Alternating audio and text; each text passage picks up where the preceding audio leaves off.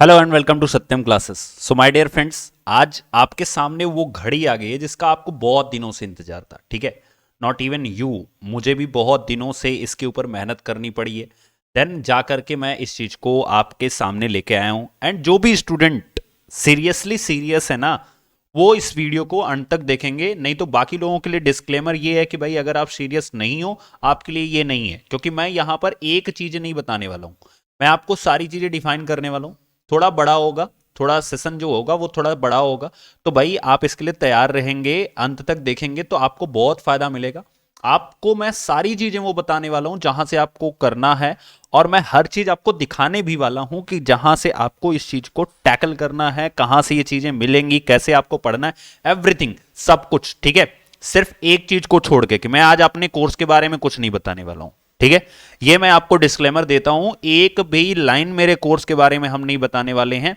बस इतनी सी बात हम बोलेंगे कि अगर हम इतने अच्छे से पूरे यूट्यूब पे कोई डिफाइन नहीं किया अगर हम कर सकते हैं तो हम कोर्स में कितना अच्छा देंगे, ये आप खुद कॉमन सेंस से सोच सकते हो। ओके, तो चलिए स्टार्ट करते हैं। जो आपकी 60 मार्क की सीडीपी आती है माय डियर फ्रेंड, जो आ रही है, इसमें जो पहला सेक्शन है ये आपका कितने नंबर का आता है? 15 नंबर का आता है। ठीक है, बहुत आसानी से। पहले तो मैं ये कहूंगा कि अगर आप एक सीरियस कैंडिडेट हो तो इस पूरे सिलेबस को एक कॉपी में नोट कर जाओ। ओके, अगर आपने नहीं नोट किया है तो भाई आप फिर सीरियस कैंडिडेट नहीं हो, मैंने ये चीज साफ बोलनी है।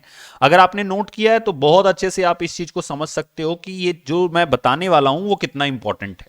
ओके, अब सुनो ध्यान से। जो भी मैं आपको आज दिखाने वाला हूं वो इन सब चीजों से रिलेट करता है। पहले आप देखो, कॉमन सेंस अपना डेवलप करो। Growth, maturation, development principle, debates on development and development task and challenges, ये जो सेक्शन है ये पूरा बेस करता है ग्रोथ एंड डेवलपमेंट पे। मिलेगा कहां? लेट अस सी। ओके, कहां मिलेगा ये भी देख लेते हैं। तो माय डियर फ्रेंड्स, ये आपके सामने 5 सेक्शन खुले हैं, ध्यान से पहले देख लो। सेक्शन फर्स्ट जो कि आपका 15 मार्क का है, जिसको अभी मैंने आपको दिखाया कि कौन सा सेक्शन फर्स्ट है। जैसा कि आप यहां पर देख पा रहे हो, ये जो अंडरस्टैंडिंग द लर्नर, इस पूरे एक सेक्शन में आपको कहां कहां से चीजें पढ़नी है वो मैं यहां पर फोल्डर में बना दिया हूं। ऐसे ही मैं पूरे पांचों सेक्शन का बनाया हूं। अब मैं अगर सेक्शन फर्स्ट में दिखाऊं आपको, तो आपको ये पीडीएफ दिख रहे हैं। ठीक है, जिसमें से जब आप ब्लॉक फर्स्ट खोलोगे, जो कि एनआईओएस का पीडीएफ है, मैं ये भी बताने वाला हूं कहां से चीजें आपको मिलेंगी। एनआईएस का कोर्स है 506, और ये फर्स्ट पीडीएफ है जो एनआईएस का है, 45 पेज का है माय डियर फ्रेंड्स। ठीक है, अगर आप इसको थोड़ा सा और जूम करके देखोगे, ठीक है, जस्ट वेट 1 मिनट, मैं इसको थोड़ा सा और बड़ा कर देता हूं तो अच्छे से दिखेगा। ओके, आपको यहां पर दिख रहा होगा स्क्रीन पर कि क्लियरली यहां पर मेंशन हुआ है कि जो डिफरेंस है क्या होता है, फैक्टर क्या होता है जो इन्फ्लुएंस करेगा, स्टेजेस क्या होती हैं ग्रोथ की, इंप्लीकेशन, ये बड़ा इंपॉर्टेंट टॉपिक है, बार बार आपके एग्जाम में आ रहा है। और रोल ऑफ टीचर एक ऐसा कंसेप्ट है, ध्यान से सुन लो, आपका कंसेप्ट बहुत अच्छे से क्लियर होना। रोल ऑफ टीचर हर सेक्शन में आपको मिलेगा, not even for growth and development. आप अगर इंक्लूसिव एजुकेशन करा रहे हो तो उसमें टीचर का क्या रोल है, टीचर कोई अगर गेम करा रहा है तो उसमें टीचर का क्या रोल है। ठीक है, रोल ऑफ टीचर तो हर फेज में आपको मिलने वाला है। तो आप ऐसा मत सोचो कि रोल ऑफ टीचर एक स्पेशल टॉपिक है जिसको हम कवर करेंगे किसी एक जगह से जाकर के, नहीं, हर सेक्शन में आपको रोल ऑफ टीचर मिलने वाला है। आप खुद नॉर्मली सोचो, आप अगर आईसीटी करा रहे हो या आईसीटी के थ्रू बच्चों को पढ़ा रहे हो तो क्या आपका रोल ऑफ टीचर नहीं बनेगा वहां पे? आप नॉर्मली सोचो, इंटेलेक्चुअल बनो थोड़ा सा। अगर आप इंक्लूसिव एजुकेशन के बारे में बात कर रहे हो तो इसमें भी रोल ऑफ टीचर अलग होगा। ग्रोथ एंड डेवलपमेंट के बारे में बात कर रहे हो तो रोल का, जो टीचर का रोल है वो भी अलग होगा। ओके, क्लियर हो गया? तो ये सब चीजें, जो रोल ऑफ टीचर है, ये एक ऐसा टॉपिक है जो स्पेशली आपको किसी बुक में नहीं मिलने वाला है। अगर आपने डीएलएड कर रखी है तो आपको ये चीज का आइडिया होगा बड़े अच्छे से कि रोल ऑफ टीचर तो हर जगह चेंज होता है। अब स्कूल मैनेजमेंट में रोल ऑफ टीचर अलग होगा।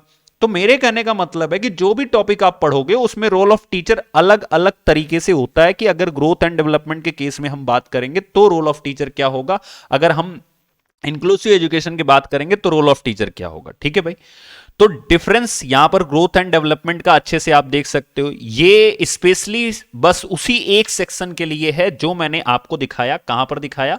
तो ये मैंने आपको दिखाया यहां पर, concept of growth, maturation and development, principle, debates. ठीक है, दूसरे सेक्शन की हम बात करते हैं, डोमेन्स ऑफ डेवलपमेंट। जिसमें आप पढ़ लो ध्यान से, physical, cognitive, social, emotional and moral, ये चारों डोमेन दिए गए ना, ये चारों मैं आपको बहुत अच्छे से दिखाने वाला हूं, ध्यान से आपको देखना है, ठीक है। अब अगर हम बात करें, अब जैसे ये यूनिट 2 अगर हम खोल लेते हैं, ओके, ध्यान से देखिएगा, तो ये तो एडोलसेंस का है, खैर इसके ऊपर भी हम बात करेंगे क्योंकि वहां पर लिखा नहीं है तो थोड़ी सी कंफ्यूजन हो रही है, बट एडोलसेंस के ऊपर अगर हम चलें, चलो भाई एडोलसेंस देख लेते हैं फटाफट से कि एडोलसेंस के बारे में क्या दिया हुआ है, यहां पढ़िए, understanding adolescence needs, challenges, implication. Okay, ये तीन चीजें बड़ी इंपॉर्टेंट हैं, क्या ये एडोलसेंस के अंदर दी गई हैं या नहीं दी गई हैं, ये चीज हम देख लेते हैं। देखो यहां पर ध्यान से, अगर हम बात करें यूनिट 2 में, तो यहां पर देखो needs and concern of adolescence, ये पूरा आपको दिया गया। अब इसमें भी रोल ऑफ टीचर अलग से आएगा, फिजिकल नीड क्या होगी, इमोशनल क्या होगा, बिहेवियरल क्या होगा, सब कुछ आपको यहां पर दिया हुआ है, आप पढ़ सकते हो, ठीक है, जिसमें आप एडोलसेंस के बारे में काफी अच्छे से पढ़ सकते हो। अच्छा, अब कंसर्न का मतलब ये होता है कि क्या चैलेंजेज आ रहे हैं, कंसर्न का मतलब कि भाई उस पर्टिकुलर बच्चे को क्या चीज की नीड है, और वही टीचर के लिए चैलेंज है, ठीक है। एडोलसेंस के केस में जो बिहेवियर में क्या नीड होता है तो टीचर के लिए चैलेंज बन जाता है।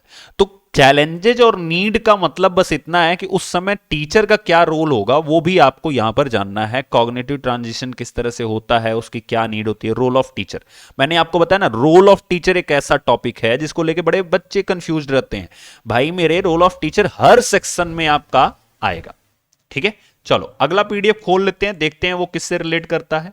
तो जो हमारा अगला पीडीएफ है ये है एजेंसीज, जो सोशलाइजेशन की एजेंसी है, जो कि आपका जब आप सिलेबस देखोगे तो ये नीचे लिखा हुआ है role of primary and secondary socialization agencies, okay. तो ये जो अगला हमारा खुला हुआ है ये हमारा क्या है, रोल जो एजेंसीज का है उनके बारे में यहां पर बात की गई, आप देख सकते हो।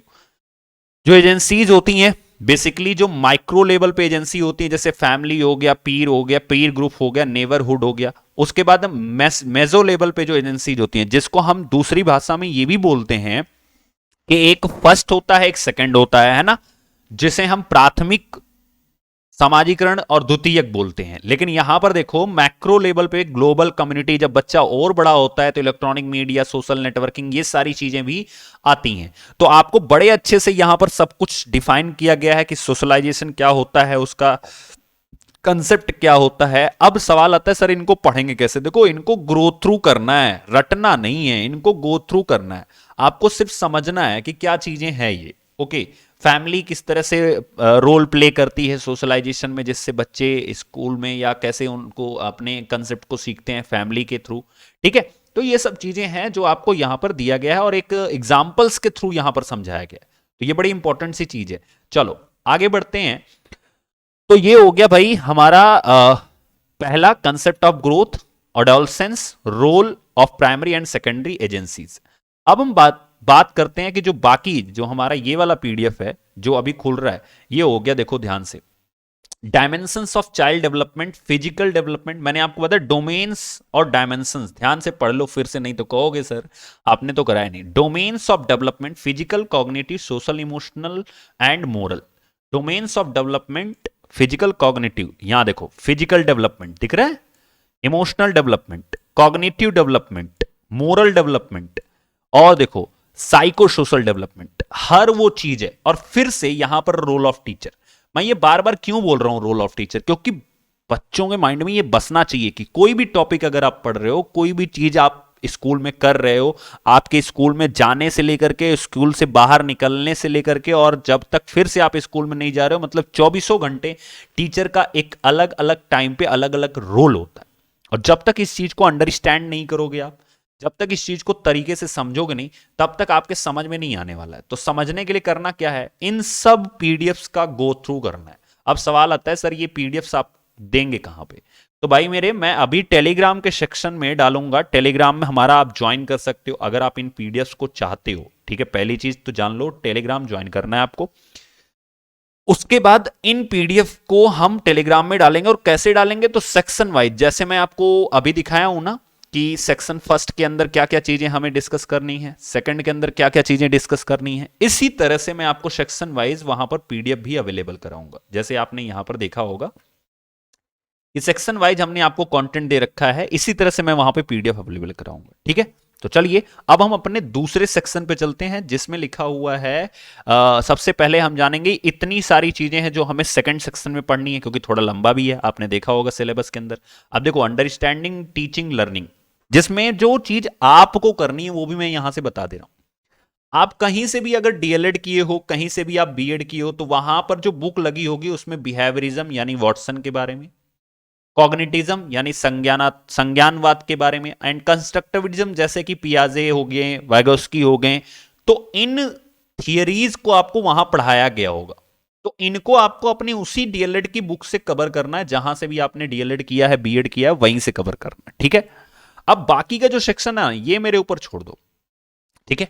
अब इस सेक्शन का पहले ओवरऑल समझ लो कि इस सेक्शन को ये खिचड़ी की तरह दे रखे हैं, ठीक है। कहने के लिए तो केबीएस इतना अच्छा है, बट मुझे यहां पर खिचड़ी की तरह क्यों लगता है, ध्यान से सुनो, ध्यान से। एक ही चीज को दो दो जगह दे रखे हैं। कैसे दे रखे हैं? क्योंकि यहां पर जब आप पढ़ोगे ना तो ये इन्होंने लिख रखा है कि foundational literacy, numeracy, early childhood care education, देख लिया आपने यहां पर, ठीक है।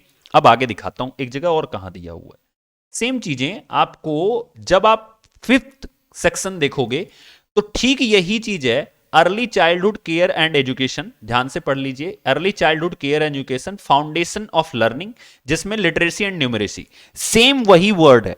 मींस अगर एनईपी आप यहां तैयार करते हो तो जो सेक्शन आपको ऊपर दिया हुआ है सेकंड सेक्शन में ना, वो आपका वहां पे भी तैयार होगा। ये चीज ध्यान दीजिएगा, जो सेक्शन आपको ऊपर दिया हुआ है सेकंड सेक्शन में, ये भी आपका यहां पर तैयार होगा। ये चीज ध्यान से समझेंगे तो आपका तैयार होगा, ठीक है। क्लियर हो गया? तो कहने का मतलब क्या है कि आपको ये सब चीजें एनईपी करने से बहुत से क्वेश्चंस बनेंगे, क्योंकि एनईपी नई नई चीजें हैं और कुछ चीजें जो नई इंक्लूड की गई हैं वहां से भी क्वेश्चन बनेंगे। अब चलो, ये तो बात हो गई कि सर ये कहां से हमारी चीजें मैच कर रही हैं, एक साथ आ रही हैं। अब भाई ज्यादा टाइम ना लेते हुए आपको सेकंड सेक्शन के भी दर्शन करा देते हैं। ढूंढ लेना पूरे यूट्यूब पे, क्योंकि ये तो मेरा यूजुअली चैलेंज रहता है कि आप ढूंढ के बताना और कमेंट बॉक्स में जरूर बताना कि आपको ये मेरा जो प्रेजेंटेशन है ये लग कैसा रहा है, कैसा लग रहा है, ठीक है। ओके, चलो अभी देखो, हम अगर बात करें सेकंड सेक्शन में, जैसा कि मैंने आपको दिखाया कि ये सेकंड सेक्शन है जिसके अंदर ये सारी चीजें दी हुई हैं। तो पहली जो सबसे इंपॉर्टेंट चीज है टीचर रोल एंड डेवलपमेंट, ये एक जिप है जिसके अंदर कई सारा सेक्शन है, कई सारे ब्लॉक हैं। इन ब्लॉक को आपको पढ़ना है, ठीक है। जैसे मैं अगर ये पहला ब्लॉक खोलता हूं तो यहां पर लिखा हुआ है personality of a teacher. Teacher का रोल आप तब समझोगे जब आप उसकी पर्सनालिटी को समझो, किस तरह से टीचर को क्लासरूम के अंदर रहना है। आप यहां जब मैं जूम करूंगा तो आपको और अच्छे से दिखेगा।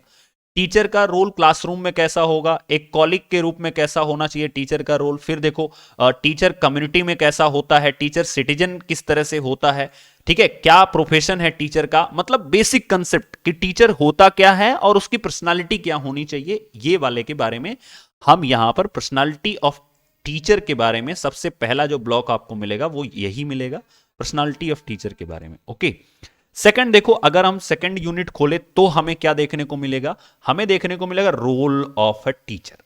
अब एक टीचर अगर प्री टीचिंग फेज में है, यानी पढ़ाने के पहले गया है, तो क्या काम करना है, लेसन प्लान बनाना है एंड जो भी चीजें हैं वो चीजें करनी है, ठीक है। दूसरी चीज है, अगर वो टीचिंग फेज में है, पढ़ा रहा है, तो क्या करना है, और वो पढ़ा के स्कूल से निकल गया तो क्या करना है, ठीक है। बहुत अच्छे से इसमें लिखा हुआ है, कुछ रट्टा नहीं मारना है, सिर्फ समझना है, इनको गो थ्रू करो। ज्यादा नहीं, 10-10 12-12 पेज के पीडीएफ हैं, एक एक दिन में ये एक एक सेक्शन खत्म हो सकते हैं, ठीक है। Teacher as a facilitator, teacher as a counsellor, teacher in community, सब कुछ। और लेट्स सम अप हर टॉपिक में आपको दिया हुआ है, तो ये सम अप जरूर पढ़ के जाना, जरूर पढ़ना है इसको, ठीक है। इंट्रोडक्शन भी पढ़िए, सम अप पढ़िए। सबसे बड़ा सवाल है कि सर इसकी हिंदी कहां मिलेगी। भाई मेरे जो जो चीजें मैं आपको दिखा रहा हूं, सेम चीजों की हिंदी हम आपको जल्दी ही अवेलेबल कराएंगे, ठीक है। बट कोशिश करो, इतनी कठिन इंग्लिश भी नहीं लिखी हुई है कि आपको समझ में ना आए।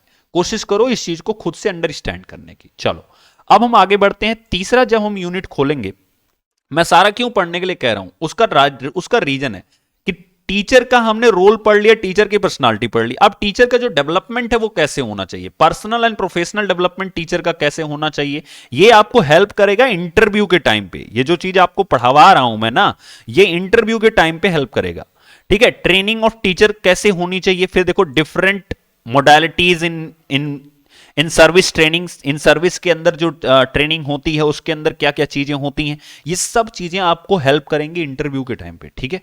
सेकंड थिंग, इसके बाद जो लास्ट हमारा यूनिट बनता है रोल ऑफ टीचर के अंदर, वो है टीचर का भी इवैल्यूएशन होना चाहिए। भाई आपने सुना होगा केवीएस के अंदर यूजुअली इंस्पेक्शन होते हैं, पता है कि नहीं आपको? तो वो जो यूजुअली इंस्पेक्शन होते हैं ना, वो बड़ा अच्छा होता है क्योंकि उससे टीचर काम पे फोकस करेगा। टीचर का भी इवैल्यूएशन होना चाहिए। कैसे होगा? स्टूडेंट के बेस पे भी इवैल्यूएशन होता है कि स्टूडेंट किस तरह से परफॉर्म कर रहा है। ओके, तो ये जो इवैल्यूएशन है इसको भी पढ़िएगा, आपके माइंड में टीचर से रिलेटेड सारे डाउट खत्म हो जाएंगे, ठीक है। ओके, समझ में आया? तो ये था रोल ऑफ टीचर से रिलेटेड जो भी कंसेप्ट आपको करना है वो मैंने आपको दिखा दिया। रोल ऑफ टीचर का काम हो गया यहां पे समाप्त। उसके बाद जो टीचिंग लर्निंग बहुत बड़ा सेक्शन है, ये बहुत जरूरी पार्ट है जो आपको करना है। ओके, अगर आप टीचिंग लर्निंग के बारे में बात करोगे तो यहां पर देखो जो आपकी एनआईएस की पीडीएफ है 502 ब्लॉक 1, इसमें आप ध्यान से अगर देखो, मैं इसको आपको दिखाता हूं, ठीक है। Just wait 1 minute. आप देखो यहां पर कि क्या क्या चीजें आपको बताई गई हैं। मैं ये नहीं कहने वाला हूं कि ये छोड़ के ये पढ़ लो, नहीं, सब पढ़ना है आपको। आपके पास समय है, सब पढ़िए। देखिए, learning and teaching during early schooling, approaches किस तरह से होगी टीचिंग की, मेथड्स क्या क्या होंगी, ये सारी चीजें यहां पर मेंशन की गई हैं। तो आप देख सकते हो। फिर नीचे आप आओगे तो यहां पर देखो management of class room process, एक टीचर के तौर पे आप कैसे क्लासरूम को मैनेज करोगे। फिर देखो टीएलएम, ये भी सेक्शन आपके सिलेबस में मिलता है। दिखाऊं कहां पे? देखो, जब आप पढ़ोगे, ठीक है, असेसमेंट के ऊपर जब नीचे जब पढ़ोगे तो यहां पर देखो टीएलएम के बारे में और साथ में activities, planning student activities, creating learning school, ये सब चीजें क्या है एक तरह से कि किस तरह से हम स्कूल को और अच्छा कर सकते हैं। यहां पर देखो choice of method, teaching method के बारे में दिया हुआ है। Nature of teacher and student relation, जब आप पढ़ोगे ना टीचर, रोल ऑफ टीचर, जितना सारा मैंने दिखाया है ये सब कवर हो जाएगा कि नेचर क्या होगा टीचर का, स्टूडेंट के साथ रिलेशन क्या होगा, क्लासरूम का एनवायरमेंट टीचर को कैसे रखना चाहिए, किस तरह की टीचिंग मेथड उसके अप्लाई करनी चाहिए, ठीक है। सब कुछ वहां पे मिलेगा। आप तरीके से देखोगे तो आपको वहां पे चीजें समझ में आएंगी। ओके, इसी तरह से अब हम चलते हैं किसके पास? हम चलते हैं असेसमेंट और आईसीटी को देखने, क्योंकि इसमें ये दो चीजें बहुत इंपॉर्टेंट जो बची हुई हैं। और साथ में ये जो इंस्ट्रक्शनल प्लान्स हैं, जैसे year plan, unit plan, lesson plan, और हाँ, इंस्ट्रक्शनल मटेरियल्स के अंदर टीएलएम आता है एंड रिसोर्सेस, ठीक है। टीएलएम आपका इंस्ट्रक्शनल मटेरियल एंड रिसोर्सेस के अंदर आता है। तो ये इसको भी हम बड़े अच्छे से देखेंगे। तो टीचिंग एंड लर्निंग की जो ये सेक्शन है इसमें आपको सब कुछ कवर हो जाएगा। आप देखो यहां पर आईसीटी के बारे में भी दिया हुआ है ना। फिर आप देखो यहां पर बेसिक ऑफ असेसमेंट इवैल्यूएशन के बारे में दिया हुआ है। हालांकि इस पीडीएफ में सिर्फ और सिर्फ लर्निंग एंड टीचिंग के ही बारे में दिया हुआ है, सिर्फ यही 4 चीजें आपको दी हुई हैं इस 125 पेज के अंदर, ठीक है। अब अगर हम बात करें कि लर्निंग असेसमेंट के अंदर भी आप देखोगे तो आपको दिखेगा कि ये उसी 50 का ही है, बट ये ब्लॉक नंबर 4 है, ब्लॉक नंबर 4 है।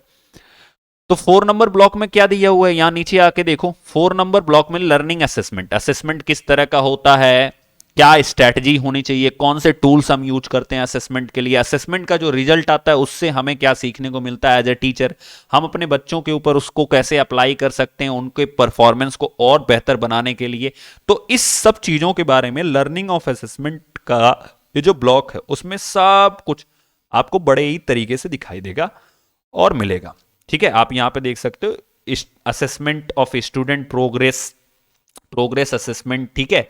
ये देखो यहां पर सब कुछ देख सकते हो कि फॉर्मेटिव असेसमेंट, समेटिव असेसमेंट कैसा होता है, क्लासरूम की प्रोसेस कैसी होनी चाहिए, असेसमेंट की आउटकम किस तरह से हम देखेंगे, quantitative and qualitative data of CCE, continuous and comprehension evaluation का ये जो कंसेप्ट होता है ये किस तरह से होना चाहिए, सम अप करना है। ओके, क्लियर हुआ? मैं बोला था कि वीडियो थोड़ी लंबी बनेगी, लेकिन मैं हर चीज आपको दिखा रहा हूं, ठीक है। तीसरी चीज इंस्ट्रक्शनल मटेरियल्स के बारे में, जैसा मैंने आपको बताया टीएलएम एंड लेसन प्लान के ऊपर ये इंस्ट्रक्शनल मटेरियल जो है वो डिपेंड करता है। तो चलो इंस्ट्रक्शनल मटेरियल के बारे में भी मैं आपको दिखा देता हूं। इंस्ट्रक्शनल मटेरियल आप कैसे कवर कर सकते हो, अपना वो सेक्शन कैसे आप बना सकते हो। देखो यहां पर लिखा हुआ है क्रिएटिंग लर्नर फ्रेंडली इन्वायरमेंट। पहला चीज तो आपको ये करना है एज ए टीचर, हमेशा आपको इन्वायरमेंट एक लर्नर के फ्रेंडली भी ही बनाना है। उसके बाद देखो यहां पर जो इंस्ट्रक्शनल मटेरियल है, ये तो मैनेजमेंट से रिलेटेड है ना, थोड़ा सा उल्टा हो गया मुझे लग रहा है, खैर कोई नहीं।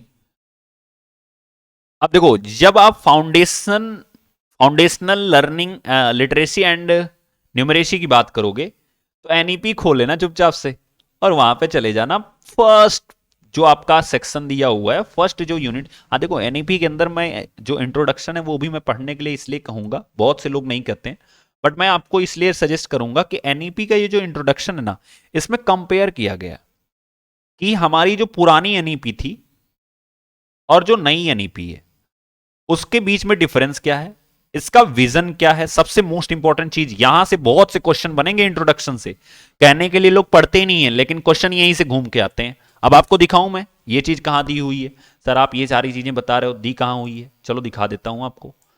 देखो जब आप 5वें सेक्शन पे चलोगे ना, 5th सेक्शन पे, अब नीचे पढ़ो, historical studying of national policies. आपको पढ़ना है नेशनल पॉलिसी का जो एजुकेशन के फील्ड में special reference to school education, केवल स्कूल एजुकेशन से रिलेटेड पढ़ना है कि पहले पॉलिसी के अंदर क्या होता था, अभी पॉलिसी के अंदर क्या है। हमारे पास 2 ही पॉलिसीज हैं तो उनका हिस्टोरिकल स्टडिंग आपको करके जाना है कि भाई किस तरह के पहले पॉलिसी थी, अभी किस तरह की है। ठीक है, समझ में आई बात? तो ये वाली चीज थी जो आपको देखना था।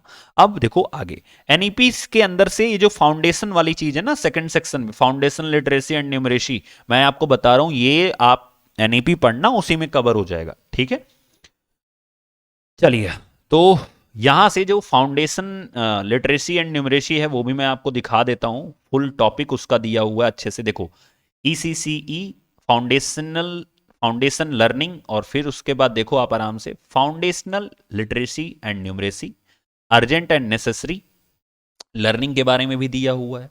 उसके बाद देखो यहां पर दिया हुआ है करटेलिंग ड्रॉप आउट्स जो होते हैं, रेट जो होता है। अभी ये कहां दिया हुआ है सर, ये कहां से चीज ला दी है आप?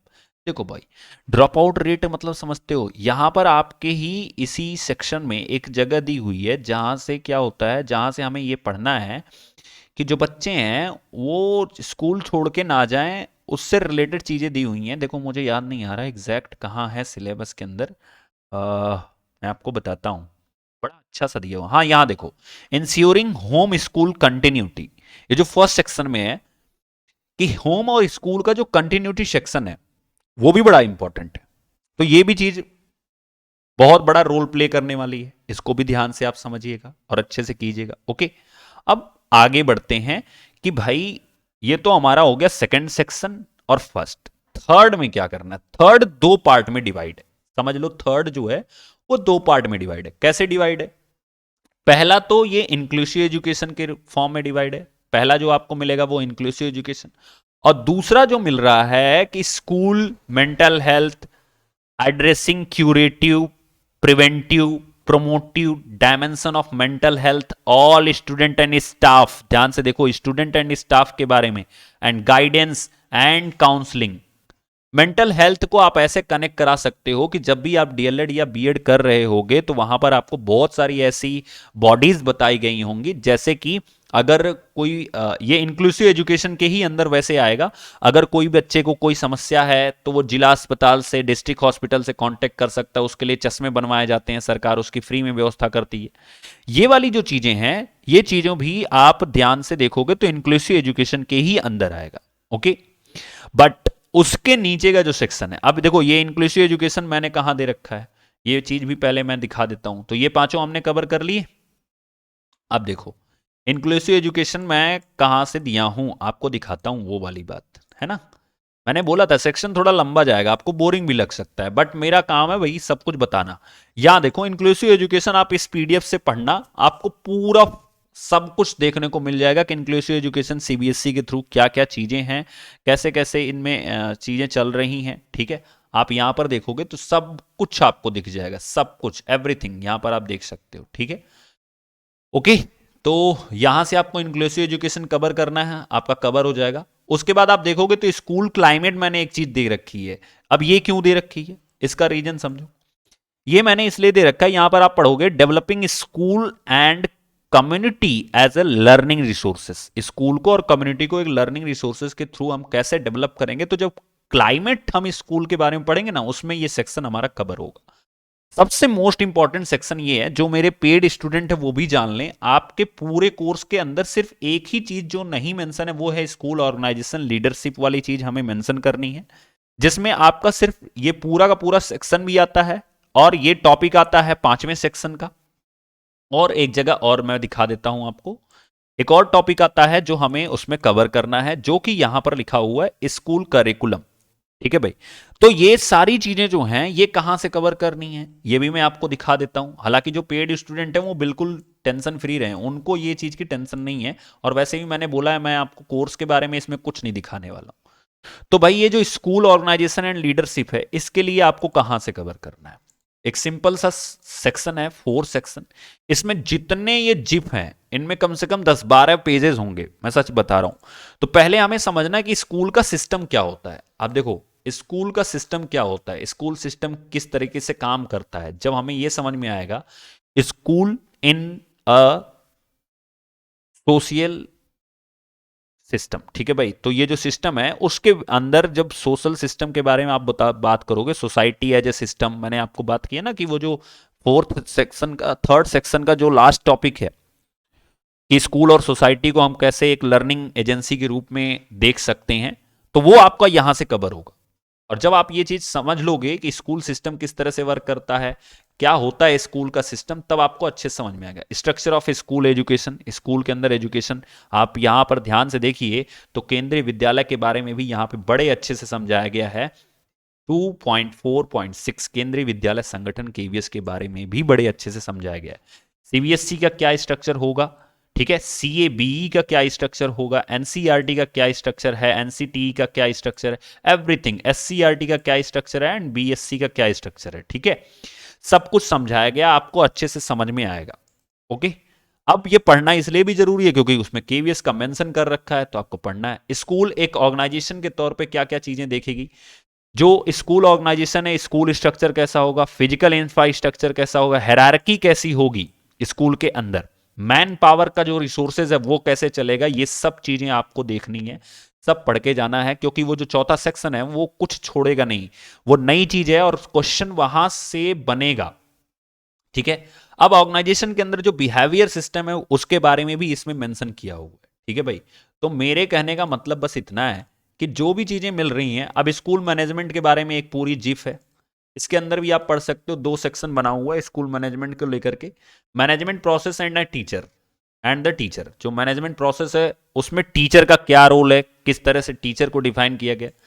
दूसरी चीज, अगर मैनेजमेंट प्रोसेस में, अच्छा ये चीज खासियत ये है कि ये डीएलएड के कोर्सेस में मिलेंगी नहीं। अब आप कहोगे सर क्यों नहीं मिलेंगी, बीएड में ना ये चीज सिखाई जाती है कि अगर आप एक टीचर हो और आपको एक प्रिंसिपल बना दिया जाए तो आप कैसे समझ पाओगे। ठीक है, तो टीचर एज अ लीडर है ना, रोल ऑफ हेडमास्टर। ठीक है, आप देखो यहां पर क्या दिया हुआ है, जस्ट वेट 1 मिनट।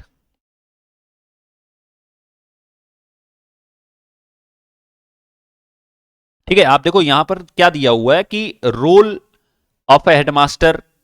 ओके, तो कहने का मतलब क्या है कि आप अगर आगे चल के एचएम भी बनते हो तो आपको वो पहले ही केवीएस पूछ ले रहा है कि भाई आप किस तरह से वहां पे बिहेव करोगे। ओके, तो ये वाली चीजें होती हैं जो आपके सिलेबस में मेंशन है और हम आपको बड़े ही तरीके से देने वाले हैं ये सब चीजें।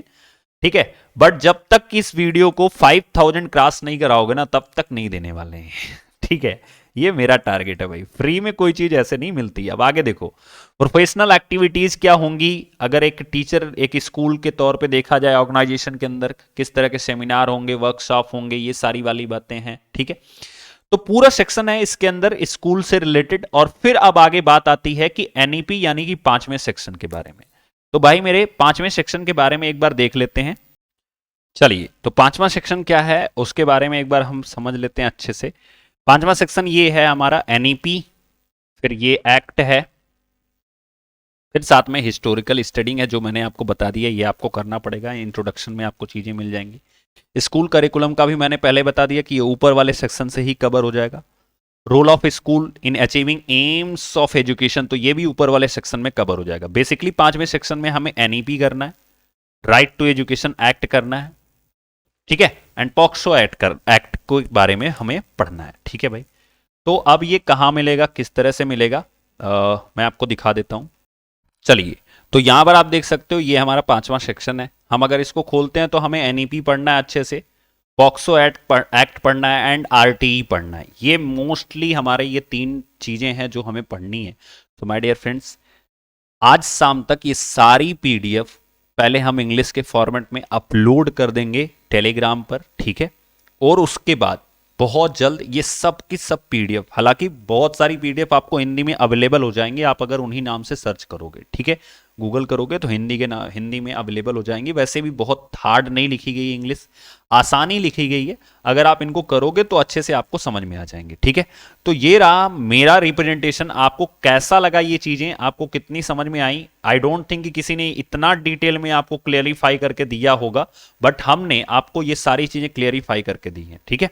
तो अच्छे से तैयारी कीजिए, पढ़िए, इन सब चीजों की नोट्स बना लीजिए अगर आप जीरो से शुरू कर रहे हो। और अगर आप हमारे कोर्स से जुड़े हो तो परेशान मत हो भाई, आपको सिर्फ जितना दिया गया है पहले उनकी नोट्स बना लो, आपको खुद आइडिया लग जाएगा, ठीक है। और देखो एक चीज और, रातों रात कोई स्टार नहीं बनता। एक दिन स्टार बनने के लिए ना हर रात को जगना पड़ता है। तो आप अगर ये सोचते हो कि सर एक दिन में ही आप बता दो कि कैसे सीडीपी तैयार होगी, दैट इज नॉट पॉसिबल। आपको समझना पड़ेगा। अब हमने आपको पीडीएफ भी दे रखी है, आप मैच कराओ, पढ़ो अच्छे से, अपनी चीजों को नोट्स बनाओ। और हाँ, 15 जनवरी को हम बहुत ही तरीके से लाने वाले हैं एक बहुत बड़ा धमाका आपके लिए बेनिफिशियल होगा। हम टॉपिक वाइज एमसीक्यूज टेस्ट लाने वाले हैं, जिसमें 15 जनवरी को हमारी पूरी कोशिश होगी 50% ऑलरेडी उसके अंदर सारे टॉपिक कवर हों।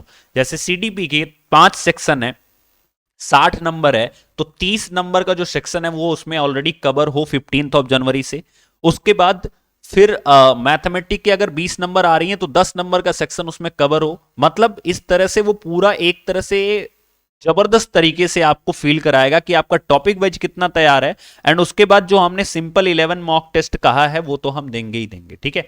तो भाई चलिए एंड करते हैं सेशन को। आई होप आपको ये सारी चीजें समझ में आई होंगी। Thank you, all the best, पढ़ाई करते रहो।